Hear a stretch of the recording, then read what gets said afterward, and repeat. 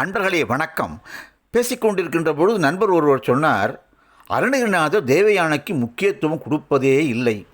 ஏரிமையில் ஏறி விளையாடும் முகம் ஒன்று என்ற பாடலில் கூட வள்ளியை மனம் புணர வந்த முகம் ஒன்று என்று சொன்னவர் தேவயானை சுத்தமாக மறந்துவிட்டார் என்று சற்று நேரம் யோசித்துவிட்டு அவருக்கு நான் சொன்னேன், ஐயா, மாறுபடு சூரரை வதைத்த முகம் ஒன்று என்று வருகிறதே, சூரனை வதம் செய்தவுடன் இந்திரன் தன் வளர்ப்பு மகளை அவருக்கு திருமணம் செய்து தருகின்றான்.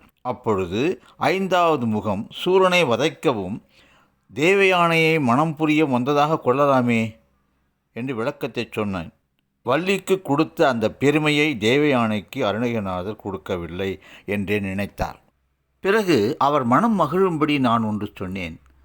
முருகன் அருணகிரியை திருப்புகழ் பாடச் சொல்லி முதல் அடியெடுத்து கொடுத்தானே, அந்த பாடல் உங்களுக்கு ஞாபகம் உள்ளதா என்று கேட்டேன். அதற்கு அவர், ஓ, நன்றாக தெரியுமே, முத்தை தரு பத்தி திருநை அத்திக்கரை சத்தி சரவண என்று பாட ஆரம்பித்தார். அதன் விளக்கம் உங்களுக்கு தெரியுமா என்று கேட்டேன். முதல் வரி விளக்கத்தை மட்டும் சொல்லுங்கள் தடுமாறினார். அதுக்கு நான் சொன்னேன், வெண்முத்தை போன்று அழகான பல் வரிசையையும் இள நகையையும் கொண்ட தேவயானையின் தலைவனே என்று தன் திருப்புகழ் பாடல்களில் முதல் பாடலாக முதல் வரியிலேயே தேவயானை சிறப்பாக தந்துவிட்டாரே.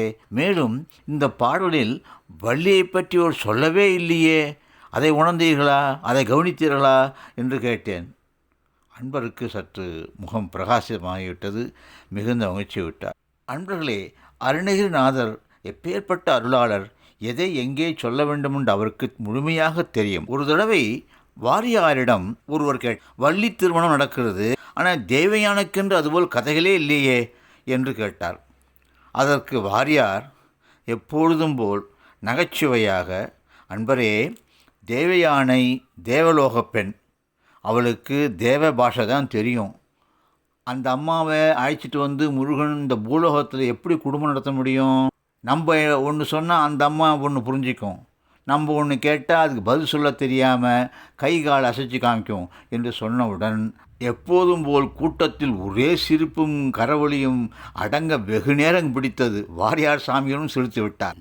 ஆக அன்பர்களே, வள்ளி தேவயானையோடு காட்சி தரும் கந்தவேலின் சிற்றடியை பற்றுவோம் வாருங்கள் என்று சொல்லி இந்த அளவிலே முடிக்கின்றேன். நன்றி, வணக்கம். வெற்றிவேல் முருகா, அரோகரா.